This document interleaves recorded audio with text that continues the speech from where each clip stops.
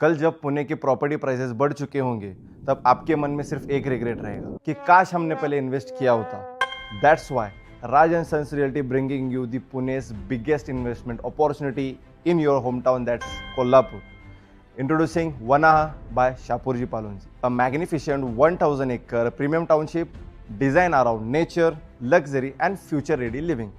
Meet our investment experts in Kolhapur, explore event offers and discover why smart investors invest in Pune. This event is executed by Sky Events with Zairat as a media partner. Seats are limited. Register now.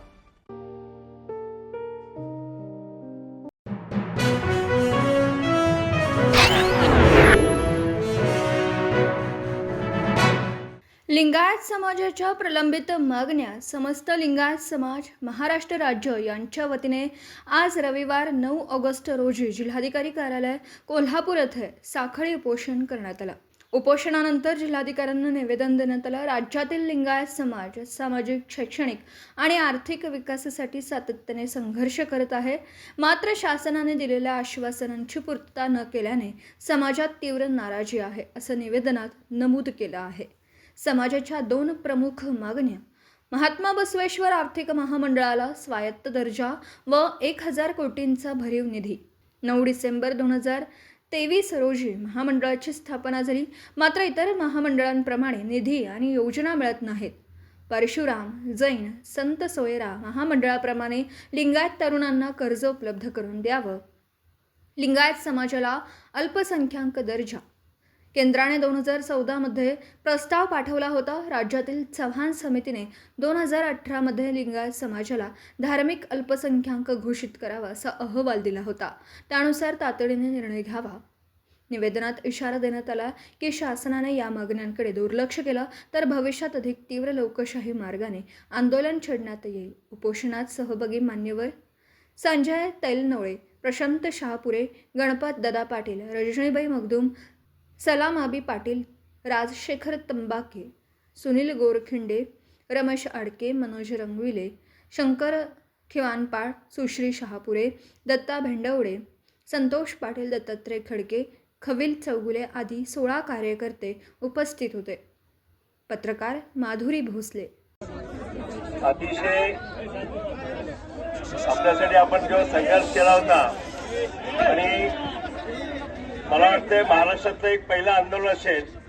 तुम्ही आज 9 August दिवशी जिल्हा अधिकाऱ्यांच्या कार्यालय साहेबांच्या कार्यालयामध्ये पत्र दिलात आणि आंदोलन उभे केला. आणि हे पहिलं आंदोलन असेल महाराष्ट्रातलं इतिहास मधलं की आज ऑगस्ट क्रांती दिन 9 तारीख आणि आज ह्या आंबे मातेच्या अंगणामध्ये हे आंदोलन आणि सगळ्या मायमाऊली आमच्या सगळ्या ह्या दुर्गादेवींच्या दक्षिणेत मला खूप आनंदी आहे की साहेबांनी एक सकाळी एक बैठक झाली. मी नाव नाही घेणार का त्या नेत्यांनी सांगितलं लिंगायत समाजाची जे आंदोलन सुरू आहेत त्यांच्या एअरपोर्टला आतमध्ये आणून त्यांची बैठक करून दिल्यानं झालं. कुणाच्या लक्षात नव्हतं आणि आपण आंदोलनकर्ते वेगळे होतात, तिकडे भेटणारे वेगळे होते आणि मला सांगणे भेट झाली तर मी यांना शोधत होतो.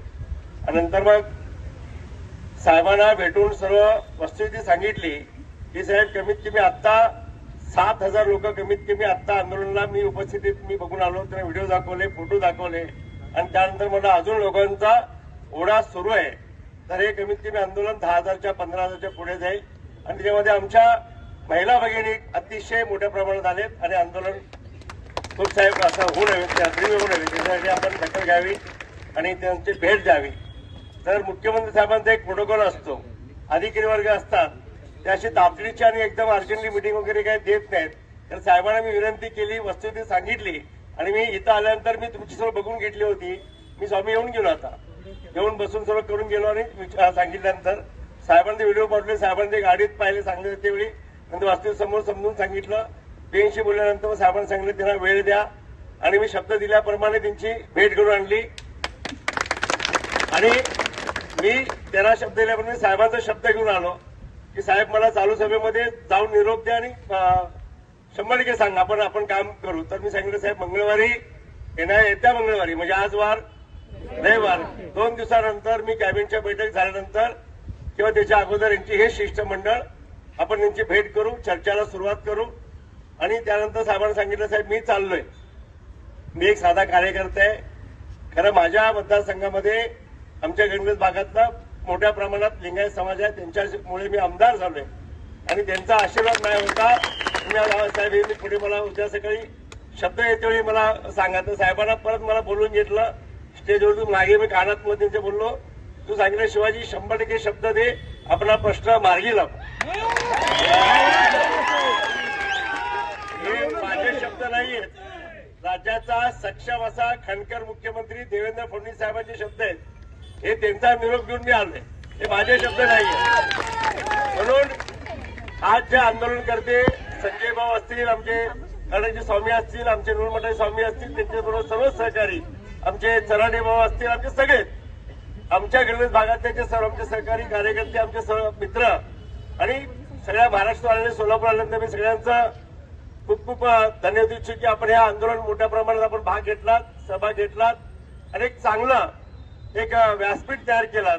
तर याच्या पुढचं काम एवढंच सांगेन की तुम्हाला आनंदोत्सव करण्यासाठी मी जास्त जेवढं होईल तेवढं लवकर, कारण का मी उभे तुम्ही आंदोलन उभे केले तरी इथं मी कुठे आश्वासन देणार आणि त्या आश्वासनाला बरं नाही वाटत. ते कागदाचे पूर्तता करण्यासाठी काही वेळ लागते. तुम्ही एकदा दोन मगाशी म्हटलात की 2013ला शब्द दिलेत, तर हा शब्द माझा नाहीये, हा शब्द राज्याचे मुख्यमंत्री आदरणीय आमचं दैवत देवेंद्र फडणवीस साहेबांचा शब्द आहे.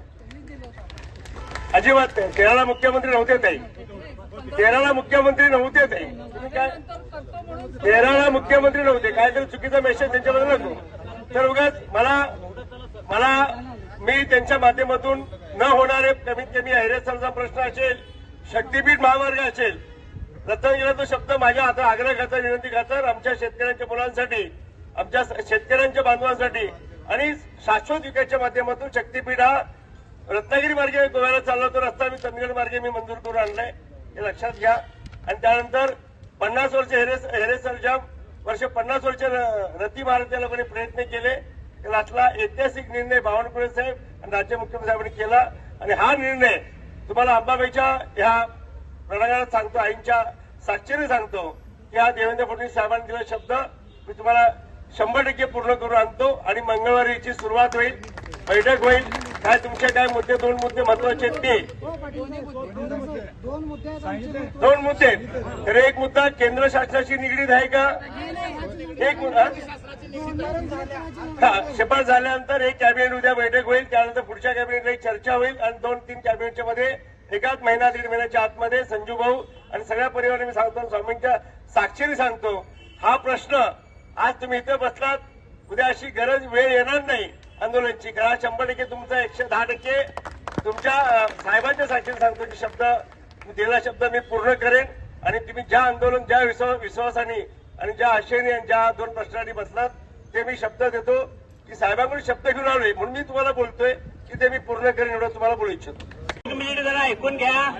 आज या ठिकाणी चंदगडचे लोकप्रिय आमदार शिवाजी पाटील साहेब यांनी आता मुख्यमंत्र्यांची जी चर्चा आमची घडवून आणली, त्यांच्याबरोबर त्यांना आम्ही जे निवेदन वगैरे दिले त्या ठिकाणी देत असताना गणपतदादा पाटील आपल्या समाजाचे नेते ते देखील होते आदरणीय. आम्ही जाऊन ज्यावेळेला भेटलं, चर्चा झाली. चर्चा झाल्यानंतर मुख्यमंत्री महोदयांनी त्यांना आश्वासन आम्हाला त्याच ठिकाणी पण दिलेलं होतं, पण यांच्यासोबत आता बैठक झाल्यानंतर यांना देखील 100% पूर्णविराम देऊन सांगितलेलं आहे की आपल्या ज्या मागण्या आमच्या सगळ्या मान्य करतो, पण ते मान्य करण्यासाठी मंगळवारच्या जे कॅबिनेटच्या वेळेला जे आमचं शिष्टमंडळ जे आहे त्या शिष्टमंडळाला ज्यांनी बोलावणं देखील दिलेलं आहे आणि बोलवले, त्या ठिकाणी शिष्टमंडळ आम्ही जाऊ काय नको, जाऊन देईल ना.